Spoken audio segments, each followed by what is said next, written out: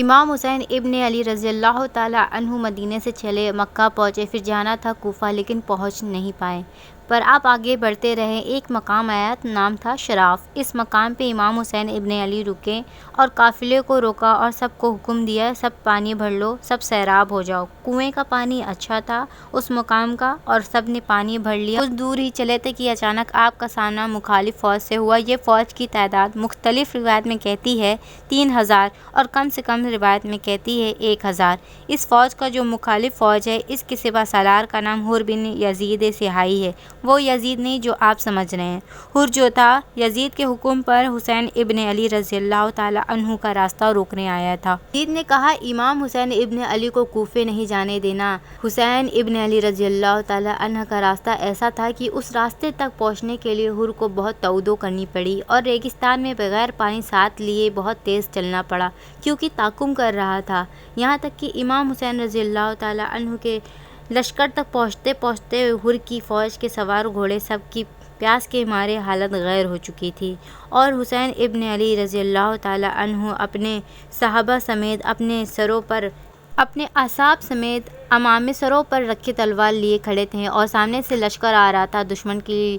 لیکن جب فوج کا لشکر قریب آیا تو ایک عجیب منظر دیکھا کہ جو یزید کی بھیجی ہوئی فوج آ رہی ہے وہ تو کانپ رہی ہے، وہ تو ہانپ رہی ہے، اس کا تو پیاس کے مارے برا حال ہے۔ امام حسین ابن علی جانتے تھے کہ یہ فوج کیوں آ رہی ہے، اور وہ تو یہ بھی جانتے تھے کہ اس فوج کو ہلاک کرنا بہت آسان ہے، لیکن یہ ساقیِ کوثر کے نواسے ہیں۔ امام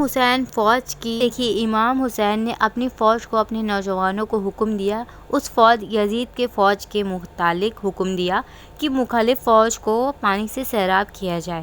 روایت میں ہے کہ صرف انسانوں کو پانی نہیں پلایا گیا بلکہ حر کے فوج کے جانوروں کو بھی پانی پلایا گیا، اور پانی بھی اس طرح پلایا گیا کہ ہر گھوڑا 3، 4 یا 5 مرتبہ پی کر پانی جب اپنا پیٹ نہ بھر لے، منہ نہ ہٹا لے، تب دوسرے گھوڑوں کو پانی پلایا جاتا تھا۔ اتنا سیراب کیا گیا یہاں تک کہ سب کے سب سیراب ہو گئے۔ حر کا ایک ساتھی تھا، نام تھا علی بن طعان، کہتا ہے کہ اس کے الفاظ ہے، راوی نے لکھا ہے کہ میرے حالت پیاس سے بہت خراب تھی، میں سب سے آخر میں پہنچا تھا اور میرے پاس خود امام حسین ابن علی چل کر آئے اور یہ عربی میں کہا تو آپ نے کہا راویوں کو بٹھا لو، تو کہا کہ میرے زبان میں راویہ مشق کو کہتے تھے تو ان کے سمجھ میں نہیں آیا کہ کیا کہہ رہے ہیں۔ امام حسین ابن علی نے کہا کہ جمل کو بیٹھا لو، یعنی اونٹ کو بیٹھا لو، تو سواری کو میں نے بیٹھایا تھا، پھر آپ نے فرمایا اب پانی پی لو۔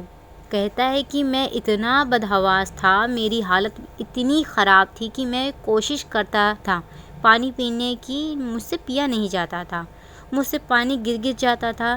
تو حر کی فوج سپاہی علی بن طعان کہتا ہے کہ جب مجھ سے پانی نہیں پیا گیا تو امام حسین ابن علی نے خود اپنے ہاتھ سے مشق کے دانے کو ٹھیک کرتے ہوئے مجھے پانی پلایا۔ حسین ابن علی رضی اللہ تعالیٰ عنہ نے خود اپنے ہاتھ سے دشمن کی فوج کے لوگوں کو پانی پلایا، اور پھر امام اپنے لوگوں کے ساتھ روانہ ہونے لگے تو حر سامنے آ گیا، کہا آپ یہاں سے جا نہیں سکتے۔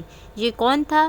جو پیاسا تھا۔ امام حسین ابن علی کو بھی معلوم تھا کہ سب سیراب ہونے کے بعد میرا راستہ روک لیں گے، لیکن پھر بھی پانی پلایا۔ حر نے آپ کو جانے نہیں دیا، کہا امام حسین مجھے اس لیے بھیجا گیا ہے کہ آپ کو گھیر کر عبید اللہ ابن زیاد تک پہنچا دوں۔ یہاں تک کہ امام حسین ابن علی جب دوسرے طرف جانے لگے تو حر نے آگے بڑھ کر آپ کے گھوڑے کی لگام پکڑ لی، کہا آپ کو جانے نہیں دوں گا، آپ یہاں سے جا نہیں سکتے، آپ فرزند زہرا کو گیس آیا۔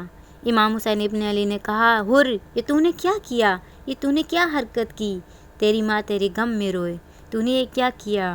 اور حر کہتا ہے حسین آپ نے تو مجھے یہ جملہ کہہ دیا، حسین آپ کے علاوہ اگر کسی بھی اور نے اگر کہی ہوتی نا تو میں یہ جملہ اسی کو پلٹا دیتا، میں اس کو بھی یہ جملہ کہتا، لیکن میں کیا کروں، آپ کی ماں کا نام تو فاطمہ الزہرا ہے، میں ان کا نام نہیں لے سکتا اس طرح سے، کیونکہ حر کے دل میں احترام تھا۔